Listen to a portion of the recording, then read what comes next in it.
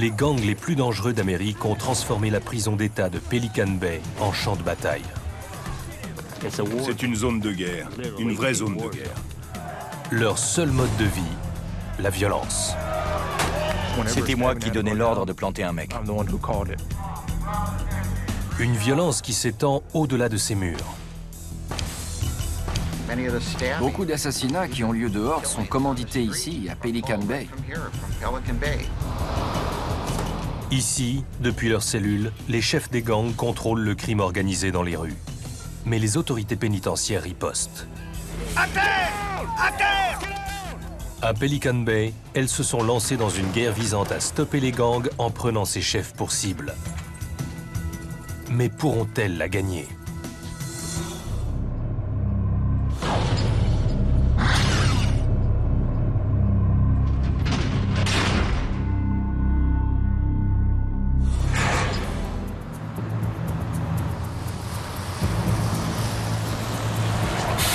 À Pelican Bay, 2 fois par semaine, les bus amènent un nouvel arrivage de détenus affiliés à des gangs.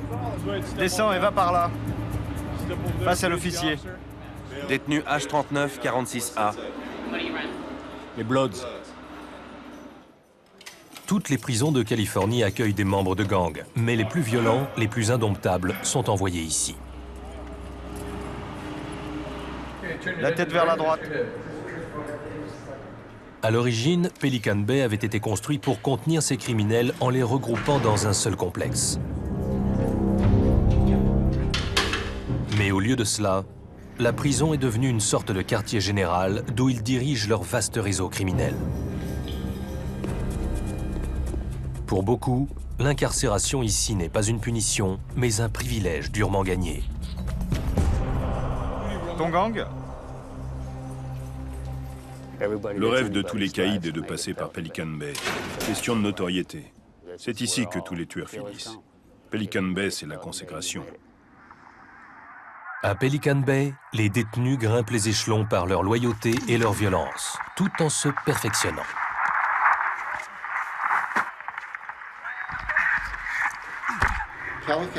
Pelican Bay est une sorte d'université pour délinquants.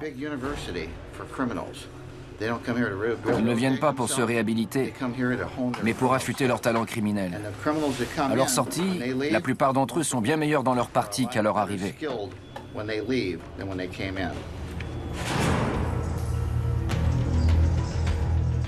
Les chefs de gang ont transformé cette prison en centre de commandement.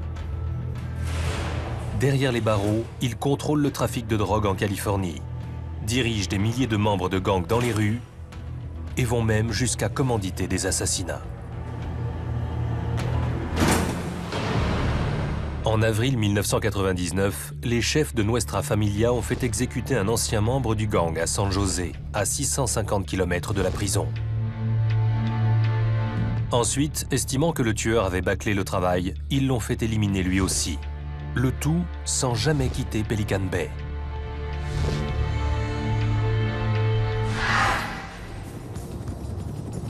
La prison se trouve à 560 km de San Francisco. Elle a été construite en 1989 au milieu de forêts de séquoias, dans une région sauvage du nord de la Californie. Les autorités voulaient couper les membres des gangs du monde extérieur et isoler les détenus les uns des autres au sein même de cette forteresse pénitentiaire. La prison comprend 2 ensembles de bâtiments.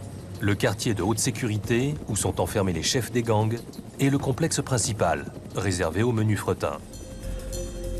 Le complexe principal compte 2000 détenus répartis dans 2 bâtiments, eux-mêmes divisés en plusieurs blocs de cellules, accueillant chacun 120 hommes. La cour est le seul endroit où tous les détenus se retrouvent ensemble, étroitement surveillés par des tireurs d'élite depuis les miradors qui surplombent la cour. En 17 ans, personne ne s'est jamais évadé. 9 heures. La cour B est ouverte. Les détenus sont regroupés en 4 gangs ethniques. Ils se sont baptisés eux-mêmes les Noirs, les Blancs, les Mexicains du Nord et les Mexicains du Sud. Le sergent Navarro les étudie depuis 10 ans et connaît parfaitement chacun d'eux.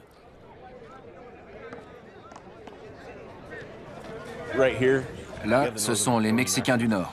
Ils traînent toujours par deux pour leur propre sécurité. En ce moment, il y en a 2 qui s'entraînent et 2 assis sur leur banc. Parmi les Noirs, il y a les Crips, les Bloods et les 4 on 5, les gangs de la région de la baie de San Francisco. Ce sont eux qui font de la musculation juste devant nous.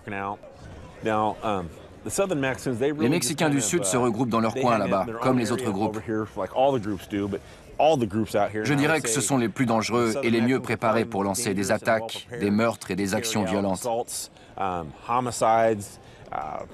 Ils sont toujours prêts au cas où il se passerait quelque chose. Et puis il y a les Blancs. La majorité d'entre eux font partie des Nazi Lowriders ou de la fraternité aryenne. L'un de ces hommes est Joseph Shotgun Harmon. Là, je me suis fait tatouer 2 éclairs après avoir poignardé un Africain.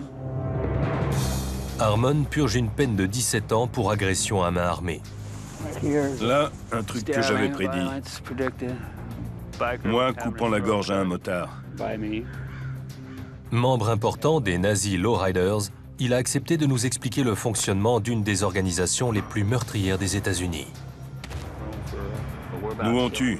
On s'approche de toi, c'est pour te buter. Tu prends 2 mecs, l'un des 2 finit obligatoirement dans un sac à viande. C'est par la violence que Harmon a fait ses preuves et qu'il s'est affilié au NLR. Comme tout le monde d'ailleurs. Je suis un tueur. Pour chacune des lettres que j'ai gagnées, j'ai planté quelqu'un. Joseph Harmon s'est retrouvé à Pelican Bay en 2002, après avoir poignardé un codétenu dans une autre prison. Quelques années plus tard, c'est lui qui contrôle tout ce qui se passe dans la cour. Quand il y a un problème, on convoque une réunion avec 3 ou 4 types représentant les forces en présence et on discute avec eux. Tous les jours, il y a un drame, et pas du genre des sitcoms à la télé. On meurt vraiment. Tous les jours, on sort par cette porte sans savoir si on la repassera vivre.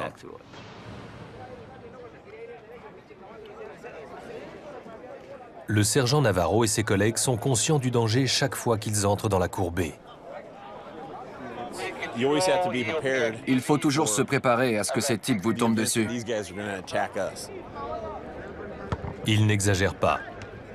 Ce matin, dans la cour, il y a 180 détenus pour seulement 6 gardiens.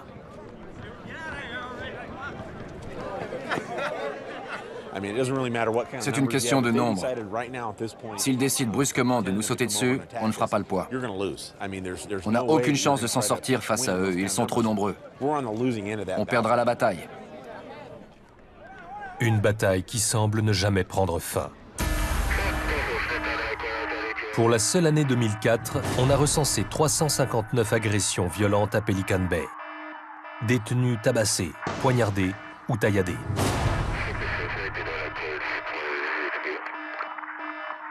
Mais les autorités ne cèdent pas. Pelican Bay compte 960 gardiens chargés de contrôler les détenus dans le complexe principal. Et la prison a également formé une équipe d'élite qui s'occupe exclusivement des chefs. Clint McMillan est un ancien Navy SEAL. Il fait partie du groupe d'enquête sur les gangs carcéraux, l'IGI, un groupe formé de 16 spécialistes qui mènent les opérations de contre-attaque. Leur stratégie ? Démanteler les réseaux de communication des chefs et pousser les caïds à quitter leur gang. Certains choisissent de devenir des informateurs, aidant ainsi le groupe de McMillan à endiguer la violence. On essaye de couper la tête du serpent. Voici l'une de leurs cibles. Un membre clé de l'un des gangs les plus puissants de Pelican Bay. Son identité doit rester cachée. Si le gang découvre qu'il est dans le collimateur des autorités, il le fera assassiner. Lui-même est un tueur impitoyable. Il y a quelques années, il a commandité un meurtre. Résultat, il a été condamné à la perpétuité sans possibilité de remise de peine. Si McMillan parvient à le retourner, ce sera une avancée majeure dans cette guerre d'infiltration. Mais convaincre ce criminel endurci de quitter son gang ne sera pas facile. L'arme la plus puissante des autorités carcérales dans cette guerre est le quartier de haute sécurité, le QHS. C'est ici, à l'écart de leurs hommes, que les meneurs sont rassemblés. Les détenus l'ont surnommé la tombe. Ce matin, les gardiens inspectent une cellule avant l'arrivée d'un chef de gang.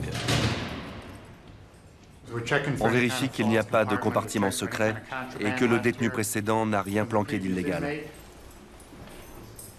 99% des détenus du QHS sont enfermés 22h30 par jour.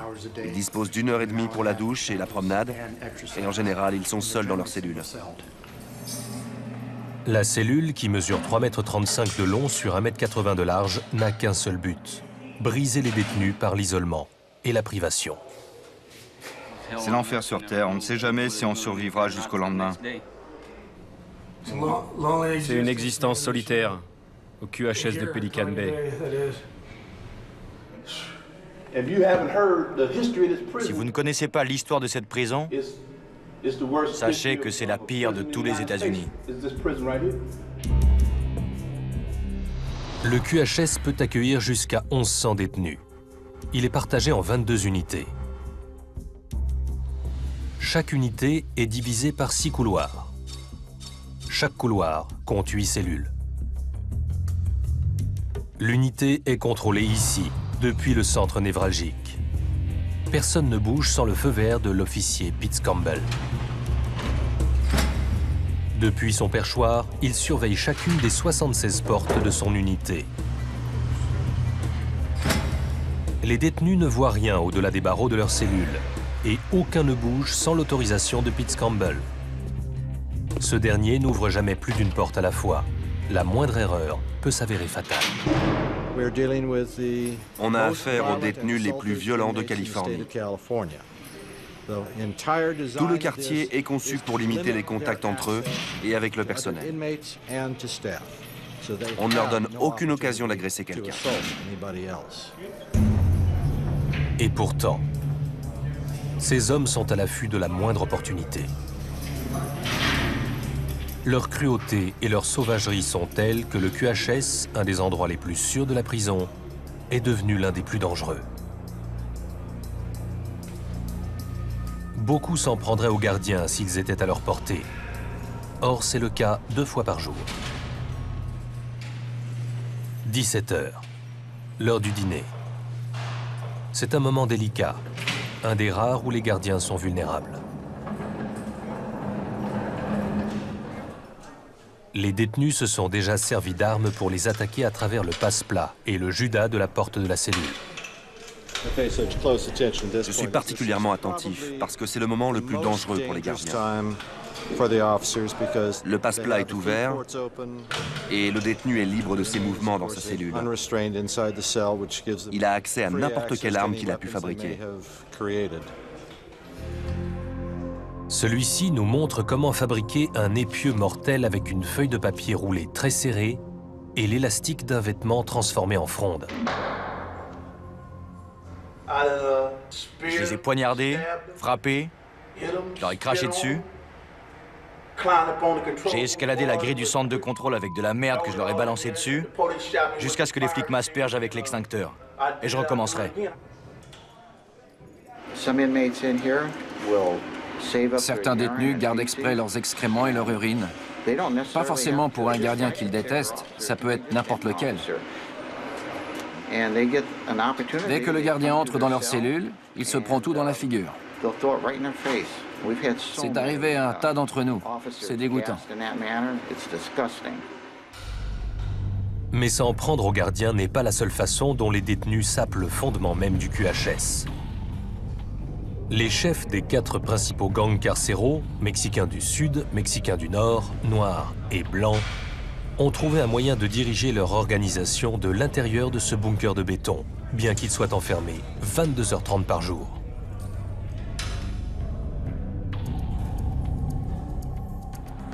J'ai passé 9 ans au QHS. Epitacio Cortino était un des principaux lieutenants de Nuestra Familia, une branche du gang des Mexicains du Nord. Il menait ses affaires depuis sa cellule. J'avais beau être isolé pendant 22h30 par jour, sans aucune ouverture sur la société, j'ai toujours eu les moyens et l'imagination de mener des actions criminelles au sein de cette société. Depuis le QHS, Cortino contrôlait les opérations du gang à plus de 600 km de là. Il dirigeait un régiment de Nuestra Familia qui règne sur toute une ville. À cette époque, j'étais responsable de toutes les activités du gang à San José, en Californie. Meurtre, braquage de banque ou de fourgons blindés, trafic de drogue, blanchiment d'argent, etc. Il organisait aussi les activités illégales à l'intérieur même de Pelican Bay. Les détenus qui exécutaient ses ordres étaient incarcérés dans le complexe principal. Ici, on a les soldats des principaux gangs. La plupart des chefs sont enfermés au QHS. Les types qui sont ici expédient les affaires courantes, vente et réception de la drogue, agression, meurtre. Ils mènent leur petite guerre.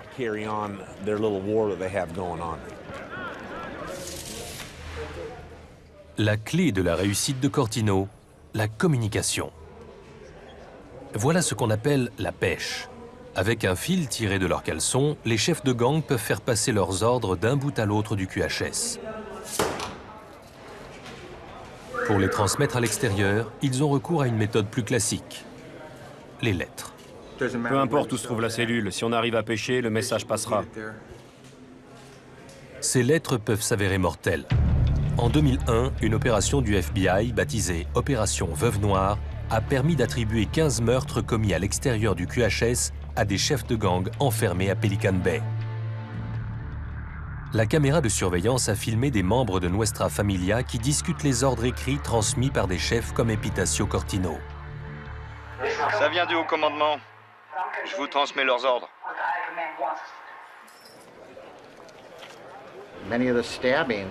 Une bonne partie des agressions, voire des meurtres recensés à Los Angeles, est commandité directement ici, à Pelican Bay. Clint McMillan est certain que le chef de gang qu'il veut retourner se sert lui aussi du courrier pour faire passer ses ordres à l'extérieur de la prison. Ce type-là, tu as déjà son nom? Ce n'est pas un de nos gros poissons. Les officiers Dagenais et Drown sont chargés de dépouiller la correspondance des membres des gangs. C'est marqué Adriana, mais il faut dire Adrian. Ils sont également à la recherche de drogue, dissimulée dans certaines des 5000 lettres et cartes qui transitent quotidiennement par Pelican Bay. Ça, c'est une carte de vœux pour Pâques. En fait, toute cette partie est imbibée de méthamphétamine. On le voit mieux de l'autre côté. Vous voyez cette tache-là? Aujourd'hui, ils sont devenus tellement bons qu'il n'y a même plus de taches. L'héroïne est introduite dans la prison par des moyens extrêmement ingénieux. Ils achètent 2 cartes identiques comme celle-là. Ils ouvrent la première et ils retirent très soigneusement le dos d'une des moitiés. Ensuite, ils enferment l'héroïne dans un sachet en cellophane et ils l'enveloppent dans du tissu qu'ils repassent jusqu'à ce que le sachet soit fin, comme une feuille de papier. Ils placent le sachet au dos de la seconde carte et recollent le dos de la première dessus. Au final, ça ressemble à ça. C'est pratiquement indétectable. Celle-ci a l'air correcte. S'il y avait de l'héroïne, la lumière ne traverserait pas les zones sombres de la carte. Je saurais qu'il faut l'ouvrir délicatement pour récupérer la drogue. Là, pas de problème, on continue. Aujourd'hui, ils ne trouveront pas de drogue, mais ils interceptent une lettre codée. À première vue, le texte paraît tout à fait normal. Mais l'officier responsable du tri a examiné l'intérieur de plus près et a ouvert cette partie où il y avait un texte en écriture invisible. Là, vous voyez? Le message est adressé à un des chefs enfermés au QHS pour lui demander la permission de poignarder un détenu du complexe principal. Toute la correspondance de l'homme qu'il vise est codée. Si Clint McMillan parvient à la déchiffrer, il pourra faire pression sur lui pour qu'il quitte son gang et devienne un informateur. Ça, c'est intéressant. Il représente un maillon important dans leur réseau de communication. En le faisant tomber, on interrompra la chaîne. Retourner ce détenu porterait un coup à son gang. Mais il est extrêmement dur de convaincre des meneurs de renoncer à leur pouvoir. Ils font rarement confiance aux officiers qui leur promettent une vie meilleure. L'univers des gangs carcéraux est dur, mais c'est tout ce qu'ils connaissent. C'est ici que je me sens le plus à l'aise. Pas là-bas, dans la cour. Pas chez vous, quand je vous pique tout ce que vous avez, que je vous attache et que je vous torture. Je me sens bien ici, au milieu des guerres, des tabassages, des agressions. C'est ici que j'ai l'esprit le plus clair, que je suis le plus concentré. Joseph Harmon a passé 6 ans au QHS pour ses activités au sein des Nazi Lowriders. Jusqu'au jour où l'unité d'enquête sur les gangs, l'IGI, a obtenu les preuves de son implication dans des crimes liés aux gangs. Ils m'ont dit, on va te donner une occasion unique de changer de vie. Dans ma cellule, je me suis mis à réfléchir. Ça va être ça le reste de ma vie? Est-ce que je vais mourir dans cette boîte? L'IGI lui donne le choix. Quitter son gang ou perdre tout droit de visite de sa famille et de son ami. Pour briser quelqu'un, il faut le connaître intimement et mettre le doigt sur son point faible. Ils ont compris que le mien, c'était ma famille et ma copine. À partir de là, ils s'en sont servis contre moi. Harmon a choisi de quitter le gang, mais aujourd'hui, il est devenu une cible. J'ai laissé tomber, mais ils me tueront à la première occasion. C'est comme ça. On ressort les pieds devant. Pour sa propre sécurité, Harmon vit désormais dans l'unité de transition et protection à l'intérieur de Pelican Bay. Plus d'une centaine d'anciens membres de gang y vivent. Macmillan compte utiliser la même stratégie qui s'est avérée payante avec Joseph Harmon. Mais obtenir la collaboration d'un homme fidèle à son gang va se révéler beaucoup plus difficile.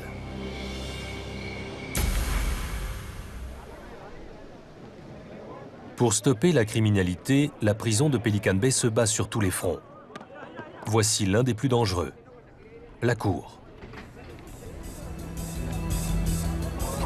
Les 4 gangs rivaux sont tous rassemblés ici le temps de la promenade. Si l'un de leurs membres a l'intention de régler ses comptes, c'est probablement ici que cela se passera. 11 heures. Chaque gang occupe son territoire. Les Mexicains du Nord font de la gymnastique. Les Noirs sont rassemblés autour d'une table. Sur le terrain de handball, les Mexicains du Sud disputent un match. Tant que chacun reste dans son coin, tout se passe bien. Dégagez le passage. Détenus de retour à l'UPH. C'est l'heure de faire rentrer les détenus dans leurs cellules. Pendant un bref moment, tous vont se retrouver agglutinés devant la sortie, à portée de main les uns des autres.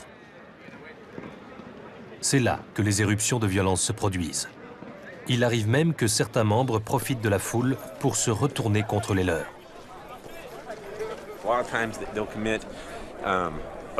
Très souvent, les agressions ont lieu à ce moment-là, parce que tout le monde est regroupé devant la grille. On essaye donc de les faire circuler le plus rapidement possible vers leurs bâtiments respectifs. C'est là que ça peut déraper. Et c'est très difficile de distinguer qui fait quoi dans la mêlée. Tout peut arriver.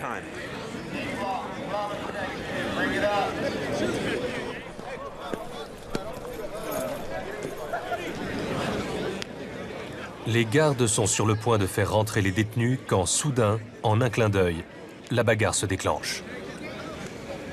À terre! À terre!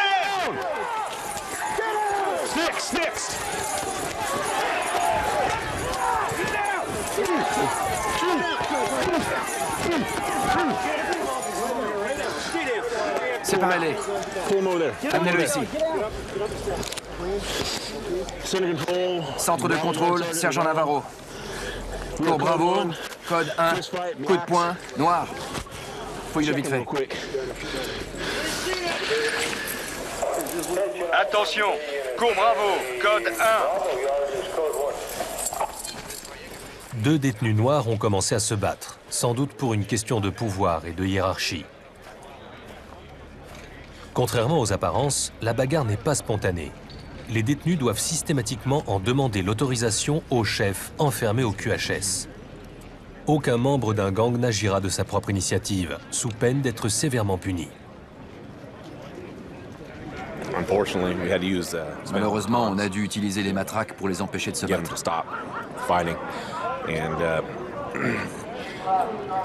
Ils sont examinés par le médecin pendant qu'on rétablit le calme dans la cour, en espérant qu'on n'aura pas d'autres problèmes. Les détenus sont menottés et emmenés à l'intérieur. C'est alors qu'un garde découvre une arme. L'officier Juarez l'a trouvée ici. On lui a demandé de la remettre où elle était quand il l'a découverte. Ça n'a l'air de rien, mais c'est quand même considéré comme une arme. Ce couteau aurait pu provoquer des blessures graves. Mais ce n'est rien à côté de l'arsenal confisqué par les autorités pénitentiaires. Les détenus fabriquent des armes avec tout ce qu'ils trouvent. La prison conserve un certain nombre de ces couteaux de fortune, appelés lames, comme matériel de formation pour les nouvelles recrues. Voilà notre petit musée de tous les types d'armes qu'on trouve à Pelican Bay. Toutes représentent une menace. Mais ce sont les lames en métal qui effraient le plus le personnel.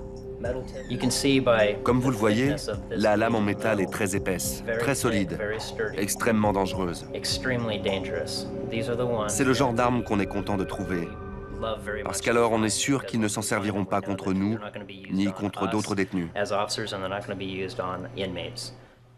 Pour utiliser leurs armes, les détenus doivent les avoir à portée de main. Beaucoup d'entre eux prennent de gros risques en dissimulant leurs lames dans leur propre corps. Par exemple, cette radio montre comment un détenu a caché son arme dans son rectum pour la transporter jusque dans la cour. On voit clairement qu'il s'agissait d'une branche d'une paire de ciseaux.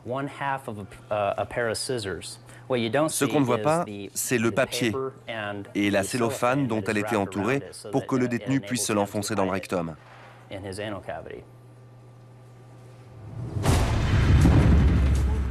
La quantité d'armes en circulation ne s'épuise jamais. Les détenus sont fouillés avant chaque promenade. Pourtant, ils parviennent toujours à en faire sortir. En ce moment, il y en a certainement qui se baladent avec une lame planquée dans le rectum, ou entre les miches, entre les fesses. Comme ça, dès qu'il y a un problème, ils peuvent la récupérer facilement et passer à l'action. C'est obligatoire. Chaque gang a son arsenal de réserve, au cas où. Au QHS, les gardiens inspectent régulièrement les cellules. On va passer sa cellule au crible. À 17h, réunion avant une fouille surprise. Il faut bien vérifier sous les aisselles et sous l'élastique du caleçon. C'est là qu'ils planquent leurs lames quand ils sortent. Depuis des mois, l'IGI rassemble des preuves contre le chef d'un des pires gangs de la prison. Ce soir, Clint Macmillan et son équipe vont fouiller toutes les cellules d'une unité dans l'espoir d'établir un lien entre cet homme et les crimes commis par son gang. C'est une opération dangereuse, car l'un des détenus a menacé des gardiens de mort. Il veut tuer du personnel, alors soyez très prudents. On a appris qu'il avait toujours une arme, mais il est très fort pour la planquer. En caleçon et en claquette, les gars. Déshabillez-vous. Pour un seul détenu, les gardiens sont venus en force.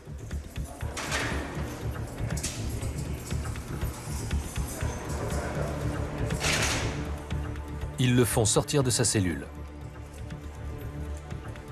L'un d'eux repère une lame cachée sous son aisselle.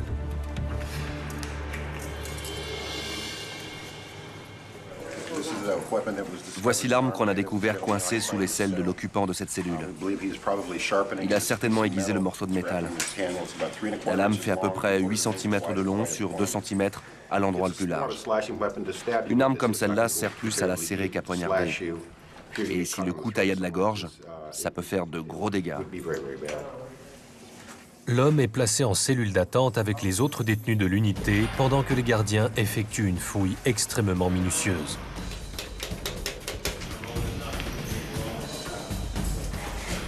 On a trouvé du métal, des aimants, mais aussi une lame de rasoir. Dans une cellule à l'étage inférieur, il trouve une arme mortelle, une lame de rasoir. Puis, c'est le gros lot. Une lettre rédigée dans le code du gang.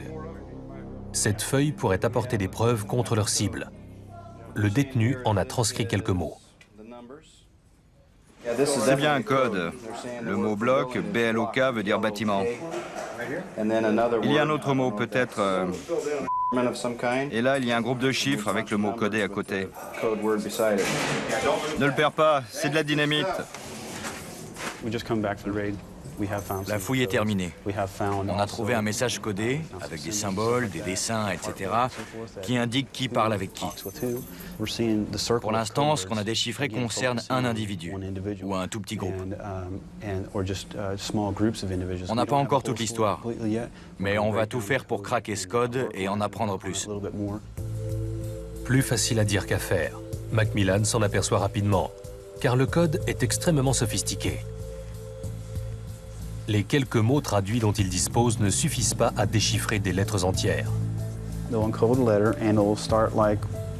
on lit la lettre codée, ça donne ça. C'est du charabia. Tu n'auras pas mon champion de zen qui se noie. Tu crois que Jeff Xerox avait été applaudi pour avoir écarté les mobiles vikings que les bottes des guerriers avaient rendu favorables. Incapable de craquer le code tout seul, il fait appel aux spécialistes de l'unité de cryptologie du FBI. Si le FBI parvient à déchiffrer la lettre, il apportera peut-être la preuve dont Macmillan a besoin pour retourner le meneur contre son propre gang. 7 heures. La prison de Pelican Bay est en pleine crise. Un inventaire de routine a révélé qu'une lame de tondeuse de coiffeur a disparu.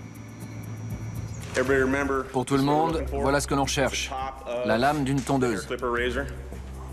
Cette lame est en acier inoxydable. Les détenus pourraient s'en servir pour découper des morceaux de métal dans le mobilier de leur cellule et fabriquer tout un arsenal, ce qu'ils sont peut-être déjà en train de faire. Le personnel va procéder à une fouille minutieuse des bâtiments. Toute la population carcérale du complexe principal est consignée. Les détenus ne sortiront que pour la douche ou pour un cas d'urgence. Les gardiens doivent retrouver la lame avant que les détenus ne s'arment en vue d'une émeute. Comme c'est déjà arrivé. 23 février 2000, 9h38.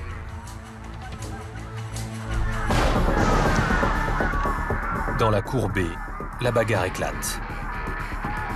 300 membres du gang des Mexicains du Sud attaquent les Noirs. Une centaine au moins est armée. Les tireurs postés dans les miradors autour de la cour tentent de les disperser à coups de gaz lacrymogène et de balles en caoutchouc. En vain. Ils commencent donc à tirer à balles réelles. Dans la cour, c'est la guerre. On entendait des coups de fusil tirés depuis le mirador. Je n'avais jamais vu une émeute pareille. Les détenus couraient dans toutes les directions. Certains fuyaient les agresseurs, d'autres essayaient de faire front. La situation devient totalement incontrôlable jusqu'à ce que la mort d'un détenu ramène le calme. En bas, on distingue un groupe de Noirs en train de poignarder ce type-là. À ce moment, le gardien dans le mirador tire et... Il tire, et voilà le détenu touché en pleine tête. Si le gardien n'avait pas abattu ce détenu, celui qu'il était en train de poignarder serait certainement mort. À la fin des 30 minutes les plus chaotiques de l'histoire de la prison, un détenu est mort.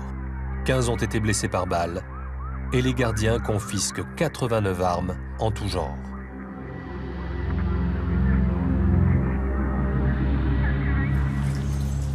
5 ans plus tard, Pelican Bay est de nouveau confronté à une menace mortelle. Les gardiens sont conscients que la lame disparue pourrait servir à fabriquer assez d'armes pour déclencher une nouvelle guerre. Comme les couchettes sont en acier, il arrive qu'ils découpent le rebord là. Et ensuite, avec du savon, ils comblent l'interstice et repeignent le tout. À moins de sonder ces endroits précis, on ne s'aperçoit de rien. Le personnel va donc fouiller chacune des 832 cellules du complexe principal. C'est le seul moyen de garantir la sécurité des détenus et du personnel. On ne sait jamais ce qu'ils manigancent. Peut-être qu'ils stockent des morceaux de métal pour fabriquer des armes en vue d'une attaque contre leurs codétenus ou contre le personnel. Les membres des gangs sont passés maîtres dans l'art de confectionner des lames, détournant même les objets du quotidien de leur fonction première. Voilà un sac en plastique tout bête. Mais il leur suffit de le faire fondre et en 1 heure à peu près, ils obtiennent une pointe d'environ 14 cm qu'ils aiguisent sur le sol en béton. Ensuite, ils se le rendent dans le rectum et sortent dans la cour avec. Ils passent leur journée à faire ce genre de truc. Ça n'a pas l'air bien méchant. C'est juste un gant de toilette. Mais vous voyez le fil qui l'entoure? C'est très rapide de scier le manche de la brosse à dents.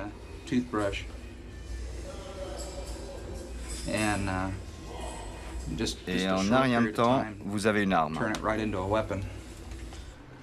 Une demi-heure après le début de la fouille, l'officier Drown repère quelque chose de brillant. Une lame de rasoir. Je vais essayer de la récupérer. On dirait qu'elle veut bien se laisser faire. Je fais attention de ne pas me couper. Ah voilà.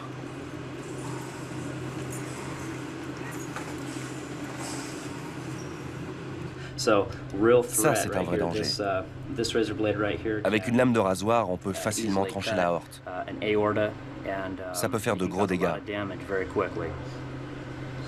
Et la lame de tondeuse? Toujours rien. Mais on est déjà content d'avoir trouvé celle-là et de la mettre hors circuit. Au QHS, Clint Macmillan a décidé de changer de tactique pour essayer de coincer le chef de gang qu'il traque. Il va écouter ses conversations dans l'espoir que le détenu évoquera ses entreprises criminelles. Mais ces conversations n'ont pas lieu au téléphone. L'homme traite ses affaires depuis une cour minuscule. Pendant l'exercice, les détenus du QHS sont seuls pour éviter qu'ils communiquent entre eux. Malgré cela, ils ont trouvé le moyen de rester en contact. Les cours de l'unité sont toutes reliées par des tuyaux d'écoulement souterrains. Un détenu peut donc parler au-dessus de la bouche d'évacuation et transmettre un message à son voisin. Ainsi, la cible de Macmillan n'a aucun mal à faire passer un ordre d'un bout à l'autre du QHS sans jamais voir personne. Les cours étant uniquement sous surveillance vidéo, les gardes n'ont aucun moyen d'empêcher ni même d'écouter ces conversations. Macmillan va mettre à profit sa formation dans les Navy SEALs pour espionner l'homme pendant sa promenade.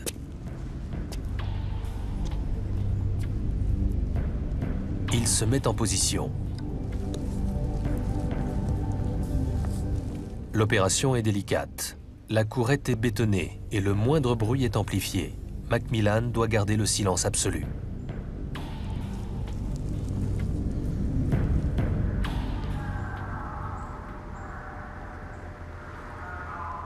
Le détenu se dirige vers la bouche d'évacuation. Macmillan enregistre tout ce qu'il dit.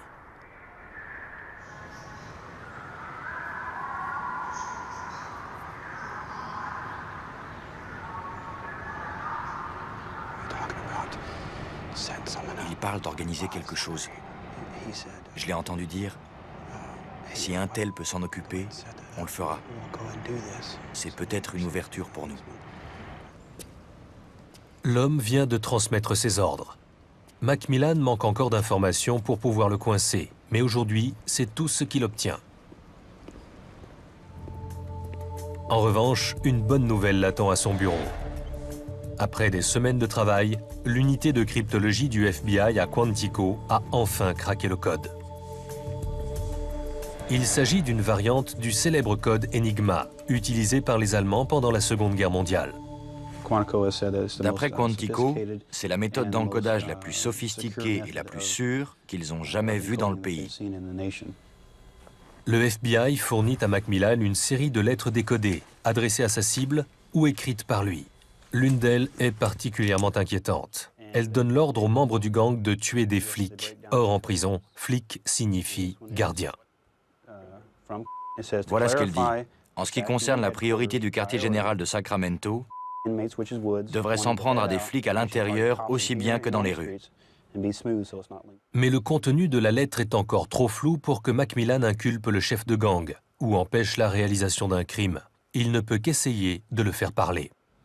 Étape suivante, je vais le confronter aux informations que j'ai recueillies, en lui faisant comprendre qu'on a infiltré toute l'infrastructure de son organisation et qu'on sait exactement ce qu'il manigance.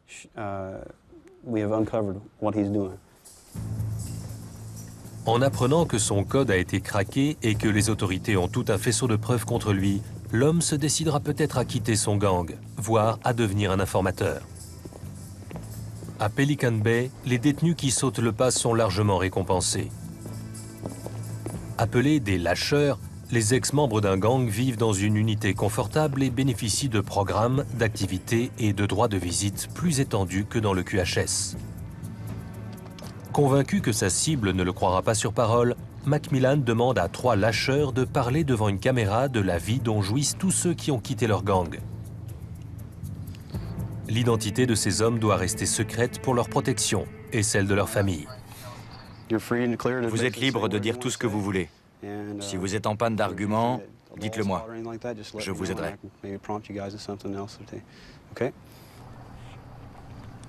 C'est bon, allez-y.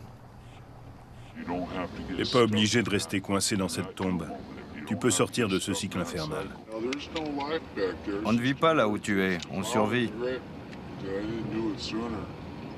Mon seul regret, c'est de ne pas avoir fait ça plus tôt. 15 ans, c'est long, et en plus, ça ne fait qu'empirer. On a des tonnes de provisions, on mange quand on veut, on ne meurt plus jamais de faim. On a des glaces, des sodas, tout ce qu'on veut. Tu n'as qu'à suivre le programme pour amener ton cul ici. Ensuite, tu es ton propre maître. Armé de la cassette, Macmillan est prêt à affronter le chef de gang. Après des mois d'enquête, il va abattre ses cartes. Demain, il va tenter de convaincre un criminel de changer de bord.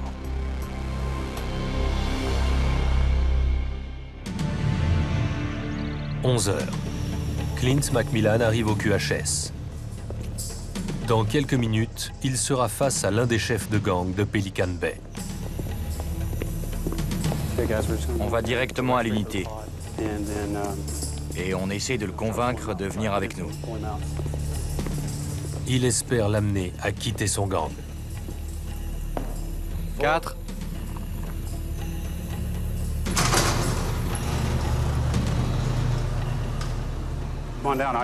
Macmillan, IGI, on peut discuter?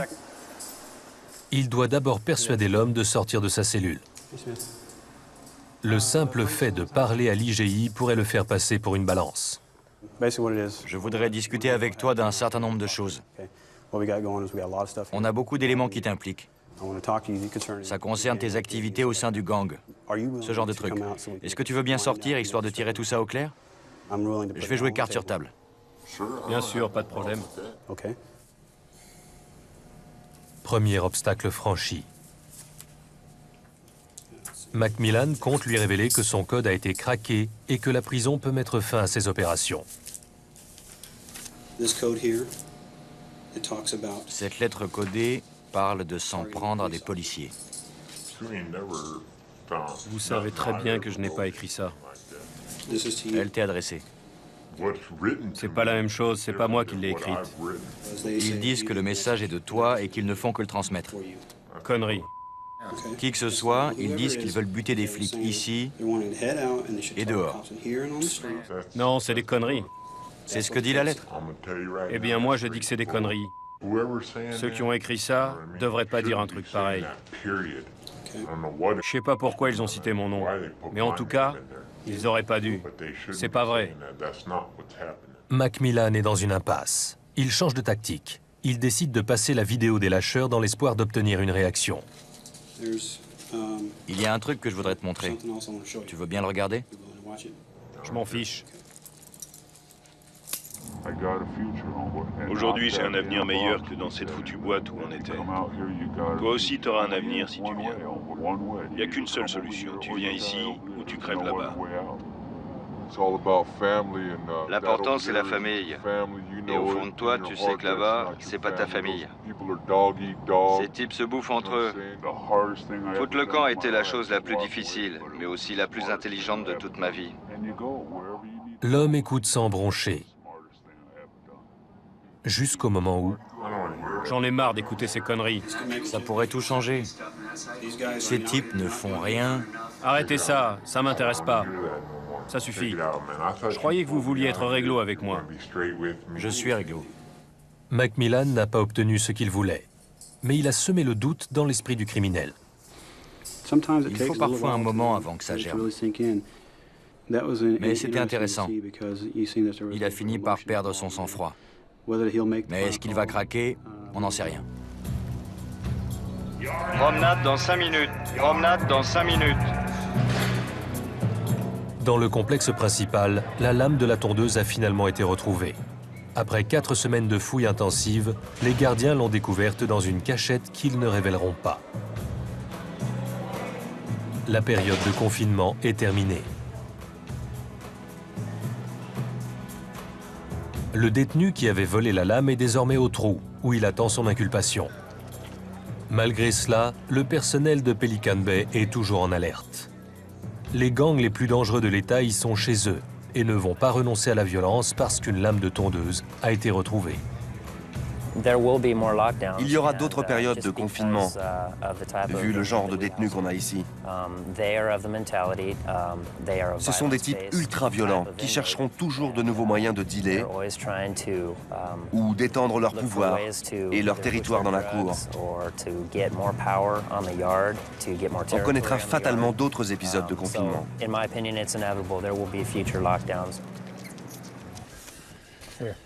Tiens, choisis ton poison. Et il prend les blancs. Les habitudes dans la vie dure. Aujourd'hui, l'existence de Joseph Harmon et d'Epitasio Cortino n'est plus régie uniquement par la violence. Maintenant qu'ils ont quitté leurs gangs respectifs, ils jettent un regard neuf sur leur ancien mode de vie. J'ai fini par comprendre que ce qui se passait relevait du cannibalisme.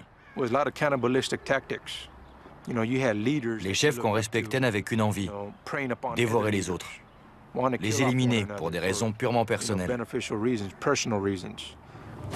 qui compte aujourd'hui pour moi, c'est de satisfaire mes besoins. Tant que je suis pas violent, c'est ce que je fais.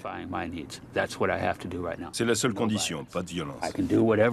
Je fais ce que j'ai à faire et si j'évite toute violence, je finirai par rentrer chez moi. Et ça, c'est mon objectif. Mais ils ne sont pas totalement sortis de la spirale infernale. Tous deux sont devenus des cibles. Leur gang cherchera à les tuer dès qu'ils quitteront ce havre de sécurité. En quittant le gang, j'ai mis ma vie et celle de ma famille en danger. Tous ceux qui me sont proches courent un risque. Clint Macmillan compte Harmon et Cortino au nombre de ses réussites. En revanche, sa cible refuse de céder. De temps en temps, j'obtiens des résultats, mais notre effectif est trop réduit. Il faudrait que l'unité soit plus importante pour arriver à faire évoluer les choses. Descends du bus. Pour chaque individu qui quitte son gang, un autre est prêt à prendre sa place. 2 fois par semaine, les bus continuent d'amener un nouvel arrivage de gangsters endurcis. Il y aura toujours des gangs. Ils sont comme des cafards. Ils ne meurent jamais. Le cycle de la violence continue. À Pelican Bay, la vie est gouvernée par une guerre incessante.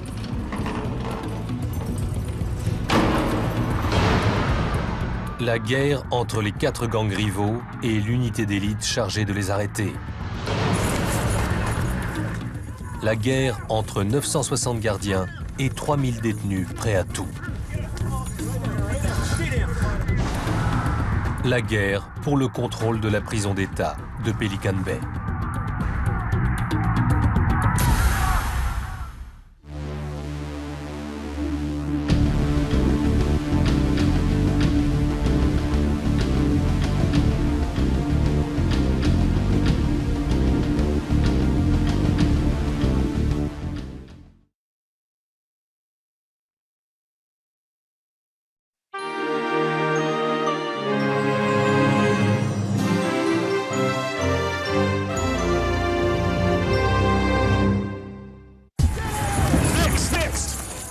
Les gangs les plus dangereux d'Amérique ont transformé la prison d'État de Pelican Bay en champ de bataille. C'est une zone de guerre, une vraie zone de guerre. Leur seul mode de vie, la violence. C'était moi qui donnais l'ordre de planter un mec. Une violence qui s'étend au-delà de ces murs.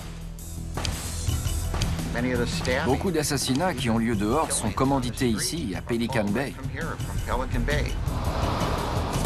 Ici, depuis leurs cellules, les chefs des gangs contrôlent le crime organisé dans les rues. Mais les autorités pénitentiaires ripostent. À terre! À terre! À Pelican Bay, elles se sont lancées dans une guerre visant à stopper les gangs en prenant ses chefs pour cible. Mais pourront-elles la gagner?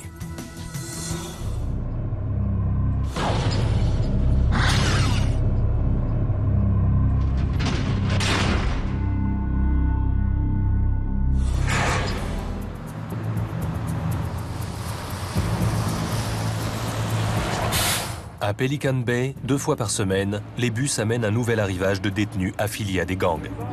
Descends et va par là. Passe à l'officier. Détenu H39 46A. Les Bloods.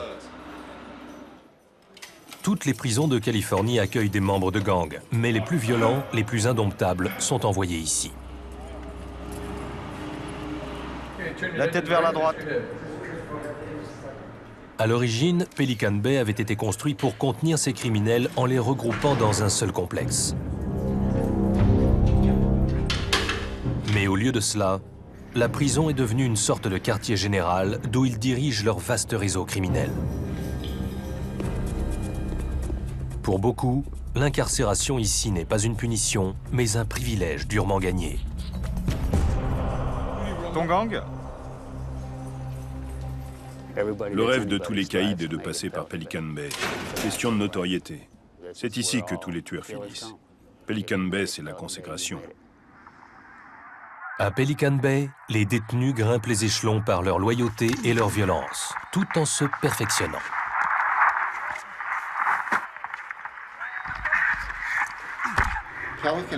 Pelican Bay est une sorte d'université pour délinquants.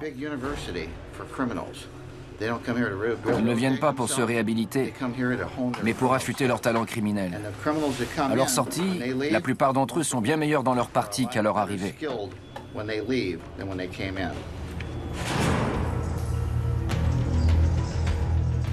Les chefs de gang ont transformé cette prison en centre de commandement. Derrière les barreaux, ils contrôlent le trafic de drogue en Californie, dirigent des milliers de membres de gangs dans les rues et vont même jusqu'à commanditer des assassinats. En avril 1999, les chefs de Nuestra Familia ont fait exécuter un ancien membre du gang à San José, à 650 km de la prison. Ensuite, estimant que le tueur avait bâclé le travail, ils l'ont fait éliminer lui aussi. Le tout sans jamais quitter Pelican Bay.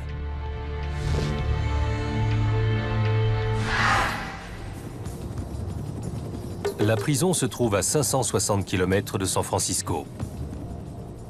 Elle a été construite en 1989 au milieu de forêts de séquoias, dans une région sauvage du nord de la Californie.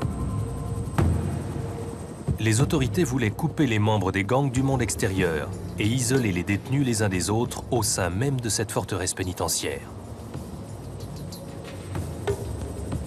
La prison comprend 2 ensembles de bâtiments, le quartier de haute sécurité, où sont enfermés les chefs des gangs, et le complexe principal, réservé aux menus fretins. Le complexe principal compte 2000 détenus répartis dans 2 bâtiments, eux-mêmes divisés en plusieurs blocs de cellules accueillant chacun 120 hommes. La cour est le seul endroit où tous les détenus se retrouvent ensemble, étroitement surveillés par des tireurs d'élite depuis les miradors qui surplombent la cour. En 17 ans, personne ne s'est jamais évadé. 9 heures. La cour B est ouverte. Les détenus sont regroupés en 4 gangs ethniques. Ils se sont baptisés eux-mêmes les Noirs, les Blancs, les Mexicains du Nord et les Mexicains du Sud.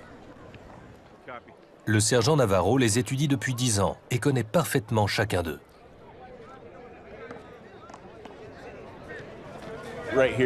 Là, ce sont les Mexicains du Nord. Ils traînent toujours par 2 pour leur propre sécurité. En ce moment, il y en a 2 qui s'entraînent et 2 assis sur leur banc. Parmi les Noirs, il y a les Crips, les Bloods et les 4 on 5, les gangs de la région de la baie de San Francisco. Ce sont eux qui font de la musculation juste devant nous. Les Mexicains du Sud se regroupent dans leur coin là-bas, comme les autres groupes. Je dirais que ce sont les plus dangereux et les mieux préparés pour lancer des attaques, des meurtres et des actions violentes. Ils sont toujours prêts au cas où il se passerait quelque chose. Et puis il y a les Blancs. La majorité d'entre eux font partie des Nazi Lowriders ou de la fraternité aryenne. L'un de ces hommes est Joseph Shotgun Harmon. Là, je me suis fait tatouer 2 éclairs après avoir poignardé un Africain. Harmon purge une peine de 17 ans pour agression à main armée. Là, un truc que j'avais prédit. Moi, coupant la gorge à un motard. Membre important des Nazi Lowriders, il a accepté de nous expliquer le fonctionnement d'une des organisations les plus meurtrières des États-Unis. Nous, on tue. On s'approche de toi, c'est pour te buter. Tu prends 2 mecs, l'un des 2 finit obligatoirement dans un sac à viande. C'est par la violence que Harmon a fait ses preuves et qu'il s'est affilié au NLR. Comme tout le monde d'ailleurs. Je suis un tueur. Pour chacune des lettres que j'ai gagnées, j'ai planté quelqu'un. Joseph Harmon s'est retrouvé à Pelican Bay en 2002, après avoir poignardé un co-détenu dans une autre prison. Quelques années plus tard, c'est lui qui contrôle tout ce qui se passe dans la cour. Quand il y a un problème, on convoque une réunion avec 3 ou 4 types représentant les forces en présence et on discute avec eux. Tous les jours, il y a un drame, et pas du genre des sitcoms à la télé. On meurt vraiment. Tous les jours, on sort par cette porte sans savoir si on la repassera vivre.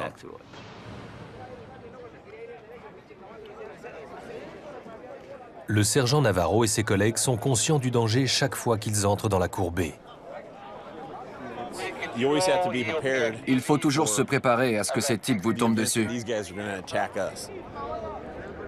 Ils n'exagèrent pas. Ce matin, dans la cour, il y a 180 détenus pour seulement 6 gardiens.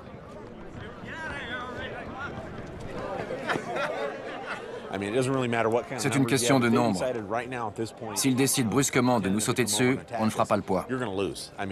On n'a aucune chance de s'en sortir face à eux, ils sont trop nombreux. On perdra la bataille. Une bataille qui semble ne jamais prendre fin. Pour la seule année 2004, on a recensé 359 agressions violentes à Pelican Bay. Détenus tabassés, poignardés ou tailladés.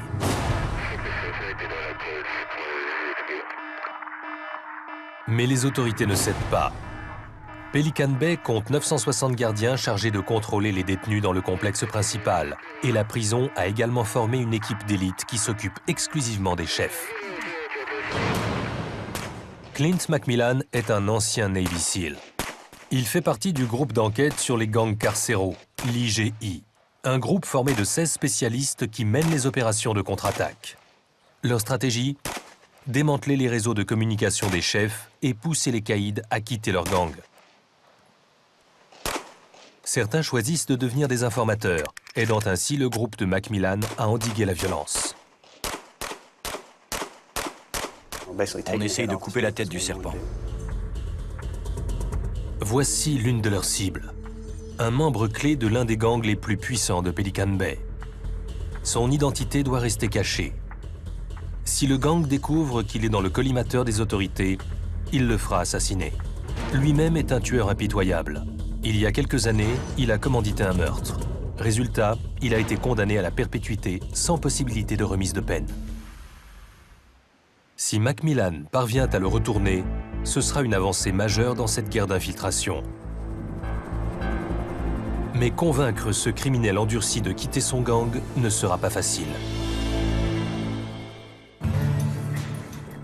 L'arme la plus puissante des autorités carcérales dans cette guerre est le quartier de haute sécurité, le QHS.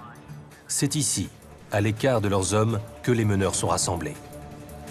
Les détenus l'ont surnommé la tombe. Ce matin, les gardiens inspectent une cellule avant l'arrivée d'un chef de gang. On vérifie qu'il n'y a pas de compartiment secret et que le détenu précédent n'a rien planqué d'illégal. 99% des détenus du QHS sont enfermés 22h30 par jour. Ils disposent d'1 heure et demie pour la douche et la promenade, et en général, ils sont seuls dans leur cellule. La cellule, qui mesure 3,35 m de long sur 1,80 m de large, n'a qu'un seul but: briser les détenus par l'isolement et la privation. C'est l'enfer sur Terre. On ne sait jamais si on survivra jusqu'au lendemain. C'est une existence solitaire au QHS de Pelican Bay. Si vous ne connaissez pas l'histoire de cette prison, sachez que c'est la pire de tous les États-Unis. Le QHS peut accueillir jusqu'à 1100 détenus. Il est partagé en 22 unités. Chaque unité est divisée par 6 couloirs. Chaque couloir compte 8 cellules. L'unité est contrôlée ici, depuis le centre névralgique. Personne ne bouge sans le feu vert de l'officier Pitts Campbell. Depuis son perchoir, il surveille chacune des 76 portes de son unité. Les détenus ne voient rien au-delà des barreaux de leur cellule, et aucun ne bouge sans l'autorisation de Pitts Campbell. Ce dernier n'ouvre jamais plus d'une porte à la fois. La moindre erreur peut s'avérer fatale. On a affaire aux détenus les plus violents de Californie. Tout le quartier est conçu pour limiter les contacts entre eux et avec le personnel. On ne leur donne aucune occasion d'agresser quelqu'un.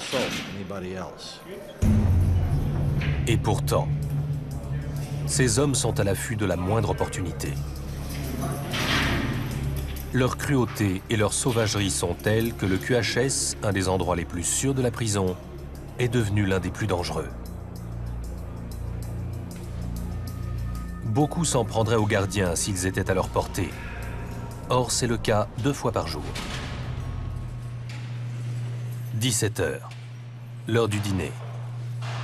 C'est un moment délicat, un des rares où les gardiens sont vulnérables. Les détenus se sont déjà servis d'armes pour les attaquer à travers le passe-plat et le judas de la porte de la cellule. Je suis particulièrement attentif parce que c'est le moment le plus dangereux pour les gardiens. Le passe-plat est ouvert et le détenu est libre de ses mouvements dans sa cellule. Il a accès à n'importe quelle arme qu'il a pu fabriquer. Celui-ci nous montre comment fabriquer un épieu mortel avec une feuille de papier roulée très serrée et l'élastique d'un vêtement transformé en fronde.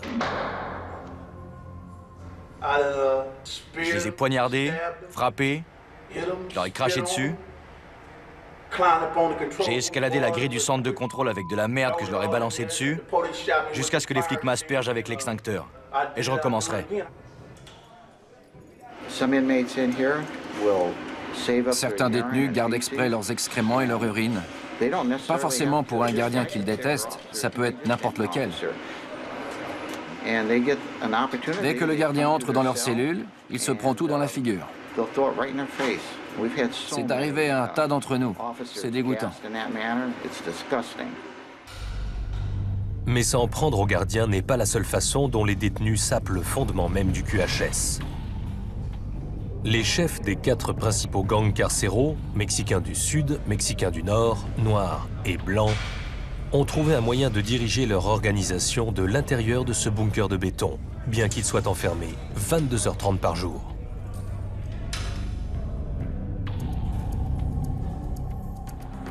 J'ai passé 9 ans au QHS. Epitacio Cortino était un des principaux lieutenants de Nuestra Familia, une branche du gang des Mexicains du Nord. Il menait ses affaires depuis sa cellule.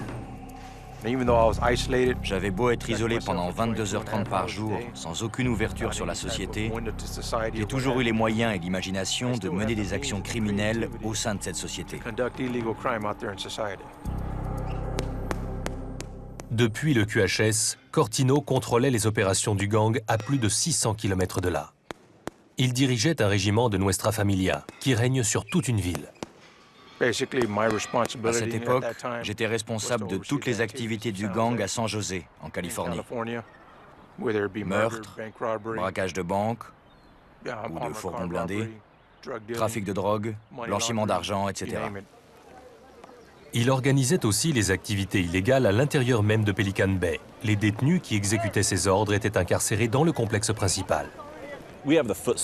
Ici, on a les soldats des principaux gangs.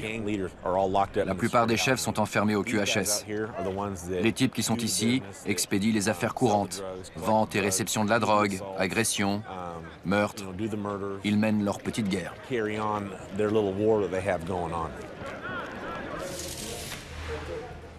La clé de la réussite de Cortino, la communication. Voilà ce qu'on appelle la pêche. Avec un fil tiré de leur caleçon, les chefs de gang peuvent faire passer leurs ordres d'un bout à l'autre du QHS. Pour les transmettre à l'extérieur, ils ont recours à une méthode plus classique, les lettres. Peu importe où se trouve la cellule, si on arrive à pêcher, le message passera. Ces lettres peuvent s'avérer mortelles. En 2001, une opération du FBI, baptisée Opération Veuve Noire, a permis d'attribuer 15 meurtres commis à l'extérieur du QHS à des chefs de gang enfermés à Pelican Bay. La caméra de surveillance a filmé des membres de Nuestra Familia qui discutent les ordres écrits transmis par des chefs comme Epitacio Cortino. Ça vient du haut commandement. Je vous transmets leurs ordres.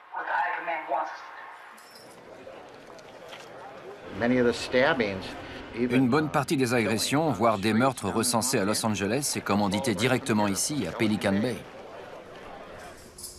Clint McMillan est certain que le chef de gang qu'il veut retourner se sert lui aussi du courrier pour faire passer ses ordres à l'extérieur de la prison. Ce type-là, tu as déjà son nom? Ce n'est pas un de nos gros poissons. Les officiers Dagenais et Drown sont chargés de dépouiller la correspondance des membres des gangs. C'est marqué Adriana, mais il faut dire Adrian. Ils sont également à la recherche de drogue, dissimulée dans certaines des 5000 lettres et cartes qui transitent quotidiennement par Pelican Bay. Ça, c'est une carte de vœux pour Pâques. En fait, toute cette partie est imbibée de méthamphétamine. On le voit mieux de l'autre côté. Vous voyez cette tache-là? Aujourd'hui, ils sont devenus tellement bons qu'il n'y a même plus de taches. L'héroïne est introduite dans la prison par des moyens extrêmement ingénieux. Ils achètent 2 cartes identiques comme celle-là. Ils ouvrent la première et ils retirent très soigneusement le dos d'une des moitiés. Ensuite, ils enferment l'héroïne dans un sachet en cellophane et ils l'enveloppent dans du tissu qu'ils repassent jusqu'à ce que le sachet soit fin, comme une feuille de papier. Ils placent le sachet au dos de la seconde carte et recollent le dos de la première dessus. Au final, ça ressemble à ça. C'est pratiquement indétectable. Celle-ci a l'air correcte. S'il y avait de l'héroïne, la lumière ne traverserait pas les zones sombres de la carte. Je saurais qu'il faut l'ouvrir délicatement pour récupérer la drogue. Là, pas de problème, on continue. Aujourd'hui, ils ne trouveront pas de drogue, mais ils interceptent une lettre codée.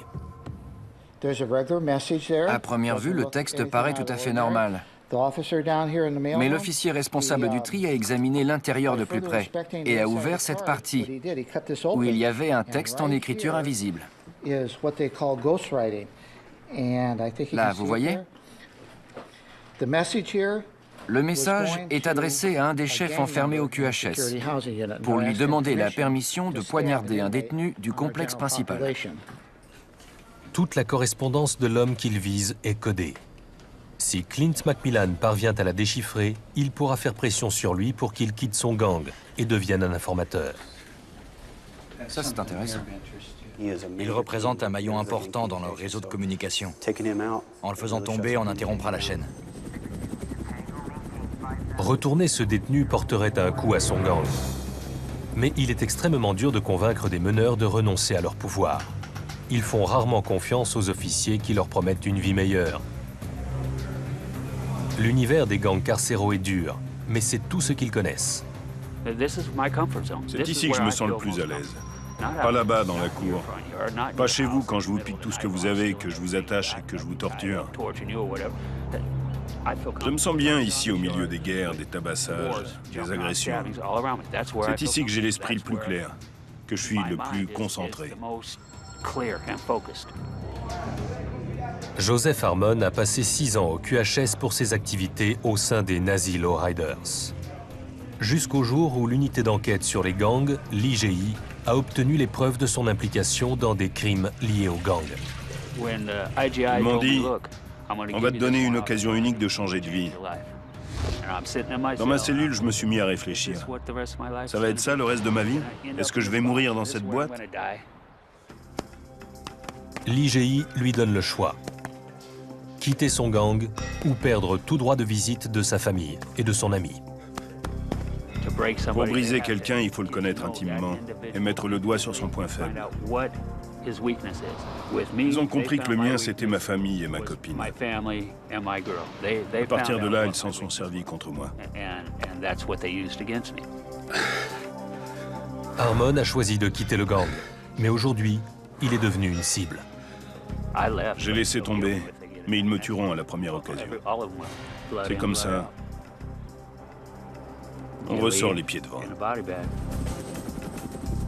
Pour sa propre sécurité, Harmon vit désormais dans l'unité de transition et protection à l'intérieur de Pelican Bay. Plus d'une centaine d'anciens membres de gang y vivent. Macmillan compte utiliser la même stratégie qui s'est avérée payante avec Joseph Harmon. Mais obtenir la collaboration d'un homme fidèle à son gang va se révéler beaucoup plus difficile.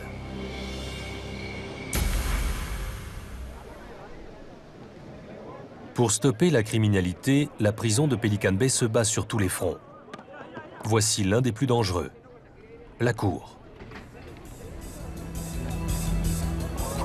Les 4 gangs rivaux sont tous rassemblés ici le temps de la promenade. Si l'un de leurs membres a l'intention de régler ses comptes, c'est probablement ici que cela se passera. 11 heures. Chaque gang occupe son territoire. Les Mexicains du Nord font de la gymnastique. Les Noirs sont rassemblés autour d'une table. Sur le terrain de handball, les Mexicains du Sud disputent un match. Tant que chacun reste dans son coin, tout se passe bien. Dégagez le passage. Détenus de retour à l'UPH. C'est l'heure de faire rentrer les détenus dans leurs cellules. Pendant un bref moment, tous vont se retrouver agglutinés devant la sortie, à portée de main les uns des autres. C'est là que les éruptions de violence se produisent. Il arrive même que certains membres profitent de la foule pour se retourner contre les leurs.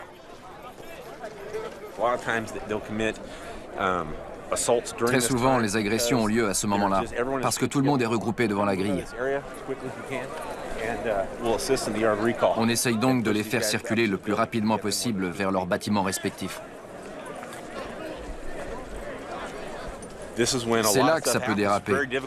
Et c'est très difficile de distinguer qui fait quoi dans la mêlée. Tout peut arriver.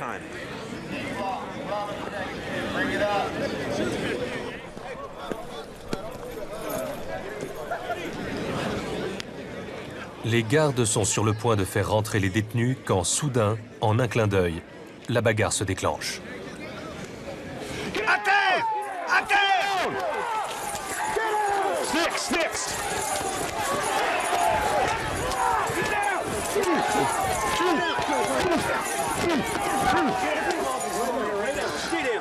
Séparez-les. Amenez-le ici. Centre de contrôle, sergent Navarro. Pour Bravo, code 1, coup de poing, noir. Fouille-le vite fait. Attention, cours Bravo, code 1. 2 détenus noirs ont commencé à se battre, sans doute pour une question de pouvoir et de hiérarchie. Contrairement aux apparences, la bagarre n'est pas spontanée. Les détenus doivent systématiquement en demander l'autorisation au chef enfermé au QHS. Aucun membre d'un gang n'agira de sa propre initiative, sous peine d'être sévèrement puni. Malheureusement, on a dû utiliser les matraques pour les empêcher de se battre.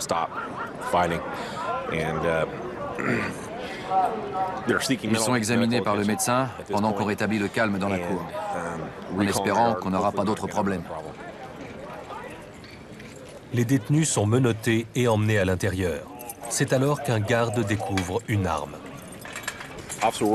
L'officier Juarez l'a trouvée ici. On lui a demandé de la remettre où elle était quand il l'a découverte. Ça n'a l'air de rien, mais c'est quand même considéré comme une arme. Ce couteau aurait pu provoquer des blessures graves. Mais ce n'est rien à côté de l'arsenal confisqué par les autorités pénitentiaires. Les détenus fabriquent des armes avec tout ce qu'ils trouvent. La prison conserve un certain nombre de ces couteaux de fortune, appelés lames, comme matériel de formation pour les nouvelles recrues. Voilà notre petit musée de tous les types d'armes qu'on trouve à Pelican Bay. Toutes représentent une menace. Mais ce sont les lames en métal qui effraient le plus le personnel. Comme vous le voyez, la lame en métal est très épaisse, très solide, extrêmement dangereuse. C'est le genre d'arme qu'on est content de trouver, parce qu'alors on est sûr qu'ils ne s'en serviront pas contre nous, ni contre d'autres détenus. Pour utiliser leurs armes, les détenus doivent les avoir à portée de main. Beaucoup d'entre eux prennent de gros risques en dissimulant leurs lames dans leur propre corps.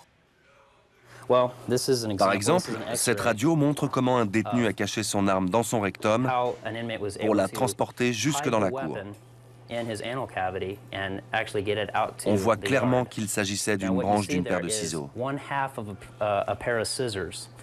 Ce qu'on ne voit pas, c'est le papier et la cellophane dont elle était entourée pour que le détenu puisse se l'enfoncer dans le rectum.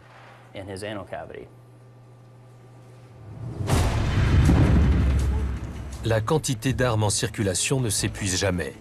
Les détenus sont fouillés avant chaque promenade. Pourtant, ils parviennent toujours à en faire sortir. En ce moment, il y en a certainement qui se baladent avec une lame planquée dans le rectum, ou entre les miches, entre les fesses. Comme ça, dès qu'il y a un problème, ils peuvent la récupérer facilement et passer à l'action. C'est obligatoire. Chaque gang a son arsenal de réserve, au cas où. Au QHS, les gardiens inspectent régulièrement les cellules. On va passer sa cellule au crible. À 17h, réunion avant une fouille surprise. Il faut bien vérifier sous les aisselles et sous l'élastique du caleçon. C'est là qu'ils planquent leurs lames quand ils sortent. Depuis des mois, l'IGI rassemble des preuves contre le chef d'un des pires gangs de la prison. Ce soir, Clint Macmillan et son équipe vont fouiller toutes les cellules d'une unité dans l'espoir d'établir un lien entre cet homme et les crimes commis par son gang. C'est une opération dangereuse, car l'un des détenus a menacé des gardiens de mort. Il veut tuer du personnel, alors soyez très prudents. On a appris qu'il avait toujours une arme, mais il est très fort pour la planquer. En caleçon et en claquettes, les gars. Déshabillez-vous. Pour un seul détenu, les gardiens sont venus en force.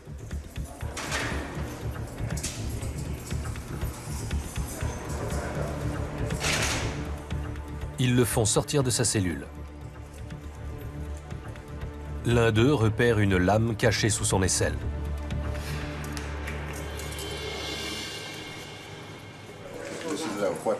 Voici l'arme qu'on a découvert coincée sous l'aisselle de l'occupant de cette cellule. Il a certainement aiguisé le morceau de métal. La lame fait à peu près 8 cm de long sur 2 cm à l'endroit le plus large. Une arme comme celle-là sert plus à la serrer qu'à poignarder. Et si le coup taille à de la gorge, ça peut faire de gros dégâts. L'homme est placé en cellule d'attente avec les autres détenus de l'unité pendant que les gardiens effectuent une fouille extrêmement minutieuse.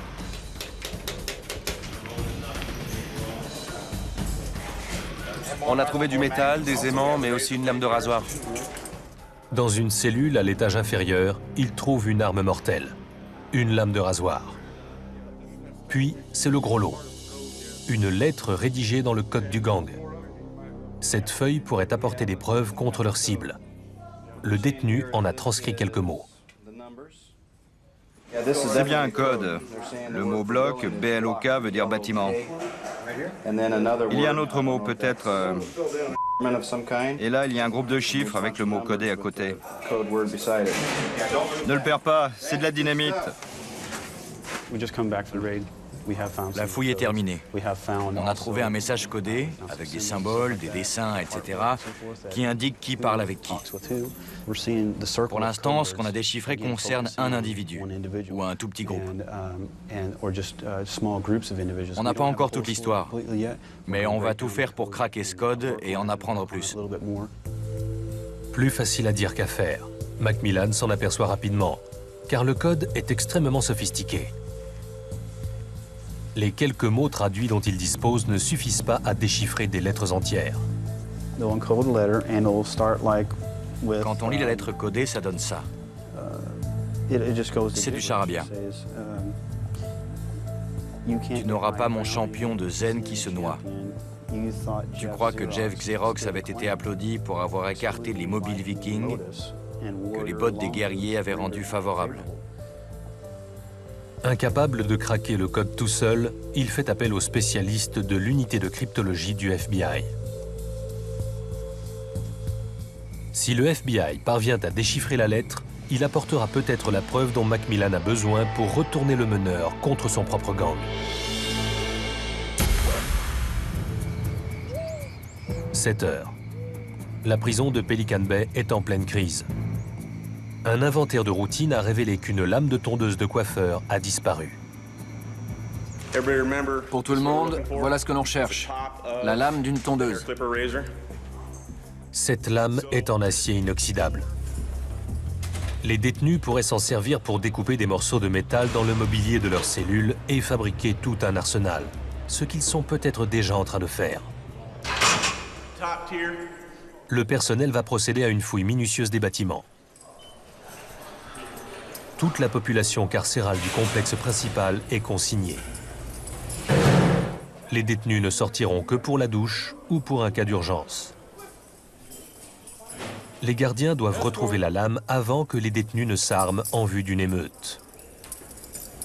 Comme c'est déjà arrivé. 23 février 2000, 9h38.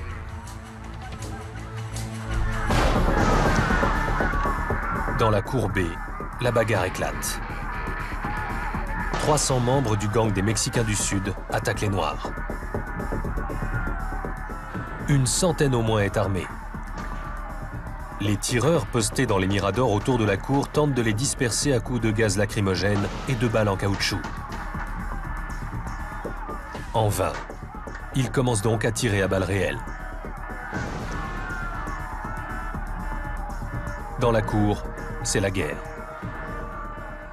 On entendait des coups de fusil tirés depuis le mirador.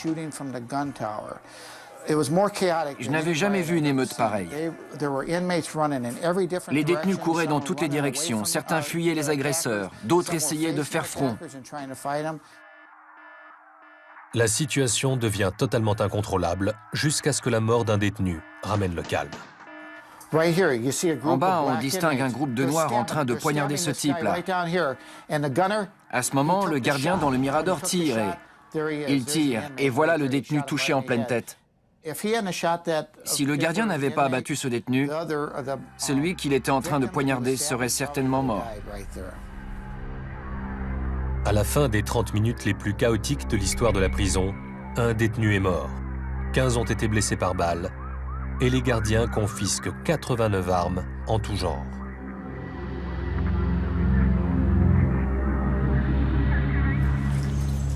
Cinq ans plus tard, Pelican Bay est de nouveau confronté à une menace mortelle. Les gardiens sont conscients que la lame disparue pourrait servir à fabriquer assez d'armes pour déclencher une nouvelle guerre. Comme les couchettes sont en acier, il arrive qu'ils découpent le rebord là. Et ensuite, avec du savon, ils comblent l'interstice et repeignent le tout. À moins de sonder ces endroits précis, on ne s'aperçoit de rien. Le personnel va donc fouiller chacune des 832 cellules du complexe principal. C'est le seul moyen de garantir la sécurité des détenus et du personnel. On ne sait jamais ce qu'ils manigancent. Peut-être qu'ils stockent des morceaux de métal pour fabriquer des armes en vue d'une attaque contre leurs codétenus ou contre le personnel. Les membres des gangs sont passés maîtres dans l'art de confectionner des lames, détournant même les objets du quotidien de leur fonction première. Voilà un sac en plastique tout bête. Mais il leur suffit de le faire fondre et en 1 heure à peu près, ils obtiennent une pointe d'environ 14 cm qu'ils aiguisent sur le sol en béton. Ensuite, ils se le rentrent dans le rectum et sortent dans la cour avec. Ils passent leur journée à faire ce genre de truc. Ça n'a pas l'air bien méchant. C'est juste un gant de toilette. Mais vous voyez le fil qui l'entoure? C'est très rapide de scier le manche de la brosse à dents.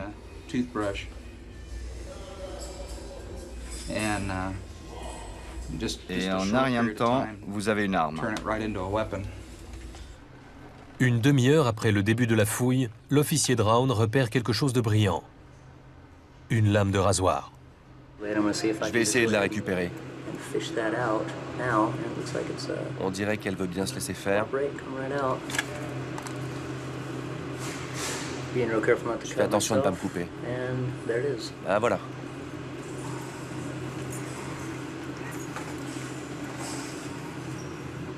Ça, c'est un vrai danger.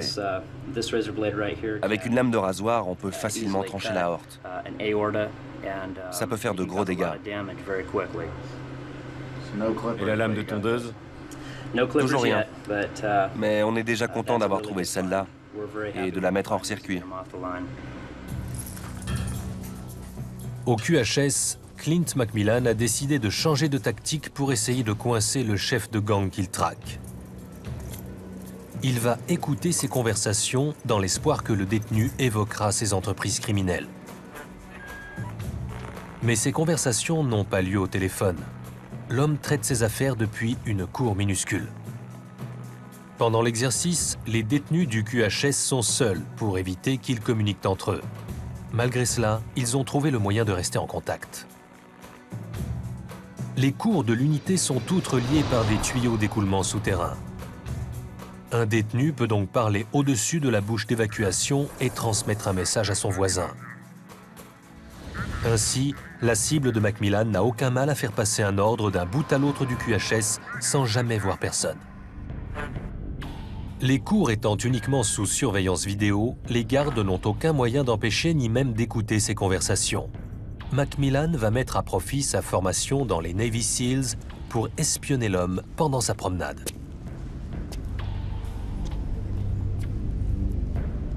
Il se met en position. L'opération est délicate. La courette est bétonnée et le moindre bruit est amplifié. Macmillan doit garder le silence absolu.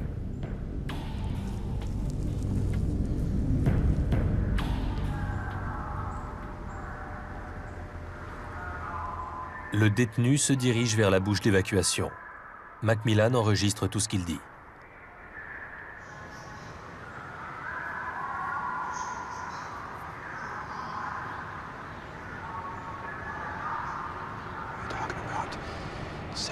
Il parle d'organiser quelque chose. Je l'ai entendu dire, si un tel peut s'en occuper, on le fera. C'est peut-être une ouverture pour nous. L'homme vient de transmettre ses ordres. Macmillan manque encore d'informations pour pouvoir le coincer, mais aujourd'hui, c'est tout ce qu'il obtient. En revanche, une bonne nouvelle l'attend à son bureau. Après des semaines de travail, l'unité de cryptologie du FBI à Quantico a enfin craqué le code. Il s'agit d'une variante du célèbre code Enigma, utilisé par les Allemands pendant la Seconde Guerre mondiale. D'après Quantico, c'est la méthode d'encodage la plus sophistiquée et la plus sûre qu'ils ont jamais vue dans le pays. Le FBI fournit à Macmillan une série de lettres décodées, adressées à sa cible ou écrites par lui. L'une d'elles est particulièrement inquiétante. Elle donne l'ordre aux membres du gang de tuer des flics. Or, en prison, flic signifie gardien. Voilà ce qu'elle dit. En ce qui concerne la priorité du quartier général de Sacramento, devrait s'en prendre à des flics à l'intérieur aussi bien que dans les rues. Mais le contenu de la lettre est encore trop flou pour que Macmillan inculpe le chef de gang ou empêche la réalisation d'un crime. Il ne peut qu'essayer de le faire parler. Étape suivante, je vais le confronter aux informations que j'ai recueillies, en lui faisant comprendre qu'on a infiltré toute l'infrastructure de son organisation et qu'on sait exactement ce qu'il manigance.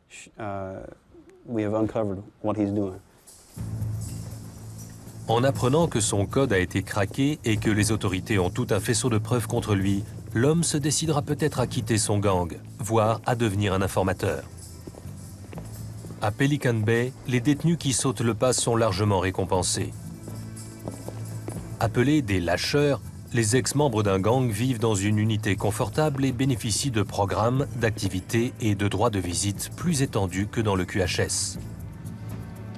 Convaincu que sa cible ne le croira pas sur parole, Macmillan demande à 3 lâcheurs de parler devant une caméra de la vie dont jouissent tous ceux qui ont quitté leur gang. L'identité de ces hommes doit rester secrète pour leur protection et celle de leur famille. Vous êtes libre de dire tout ce que vous voulez. Si vous êtes en panne d'arguments, dites-le moi. Je vous aiderai.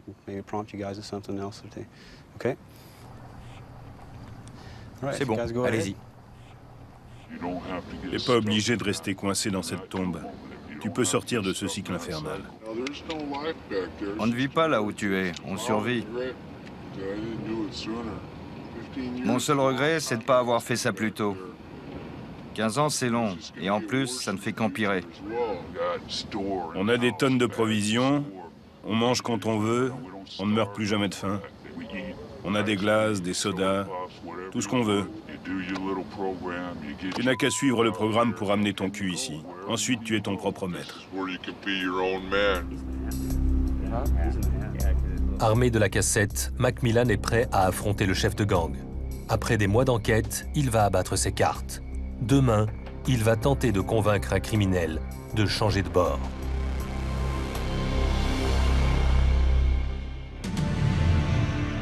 « 11 heures. Clint Macmillan arrive au QHS. Dans quelques minutes, il sera face à l'un des chefs de gang de Pelican Bay. On va directement à l'unité. Et on essaie de le convaincre de venir avec nous. Il espère l'amener à quitter son gang. 4.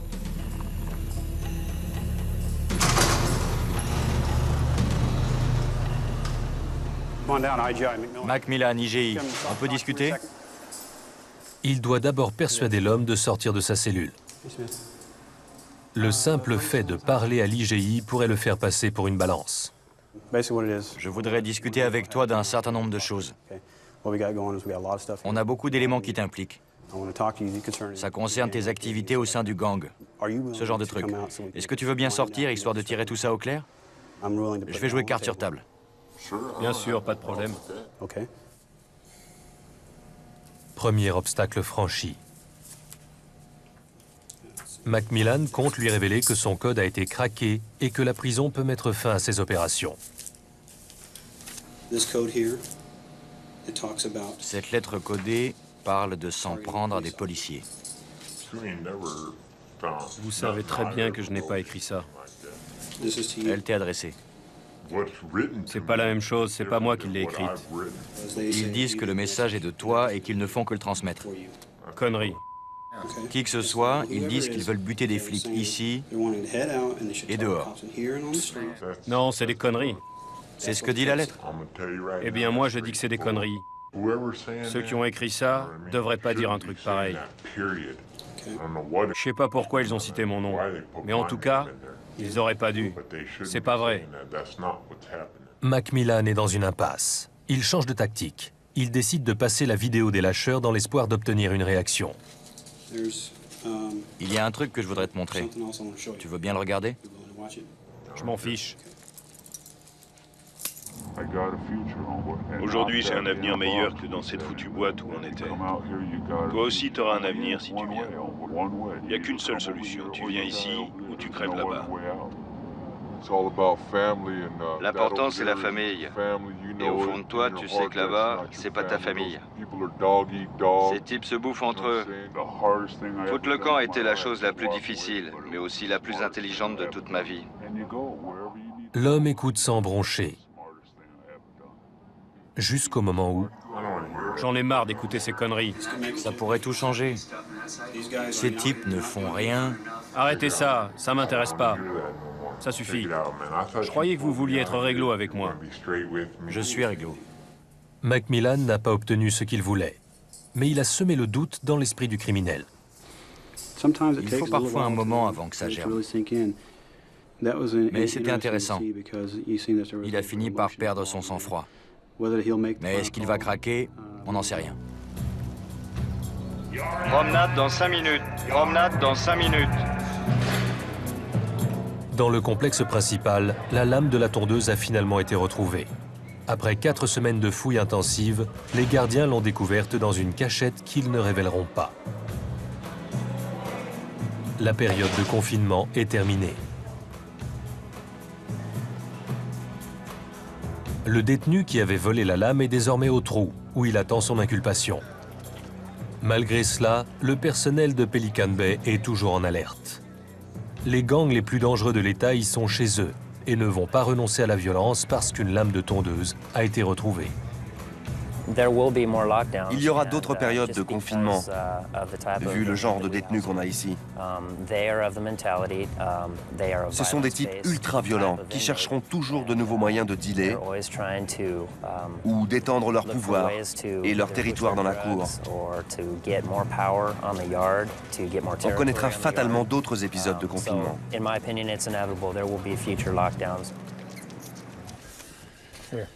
Tiens, choisis ton poison. Et il prend les blancs.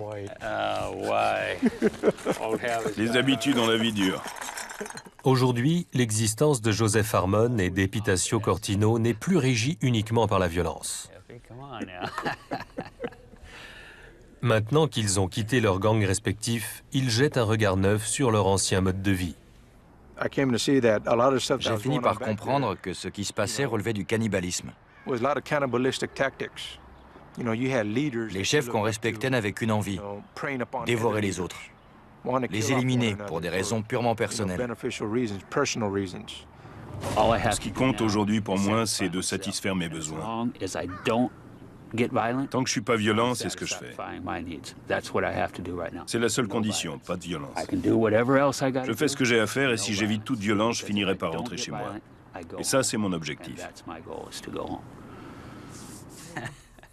Mais ils ne sont pas totalement sortis de la spirale infernale. Tous deux sont devenus des cibles. Leur gang cherchera à les tuer dès qu'ils quitteront ce havre de sécurité. En quittant le gang, j'ai mis ma vie et celle de ma famille en danger. Tous ceux qui me sont proches courent un risque. Clint McMillan compte Harmon et Cortino au nombre de ses réussites. En revanche, sa cible refuse de céder. De temps en temps, j'obtiens des résultats, mais notre effectif est trop réduit. Il faudrait que l'unité soit plus importante pour arriver à faire évoluer les choses. Descends du bus. Pour chaque individu qui quitte son gang, un autre est prêt à prendre sa place. 2 fois par semaine, les bus continuent d'amener un nouvel arrivage de gangsters endurcis. Il y aura toujours des gangs. Ils sont comme des cafards. Ils ne meurent jamais. Le cycle de la violence continue. À Pelican Bay, la vie est gouvernée par une guerre incessante.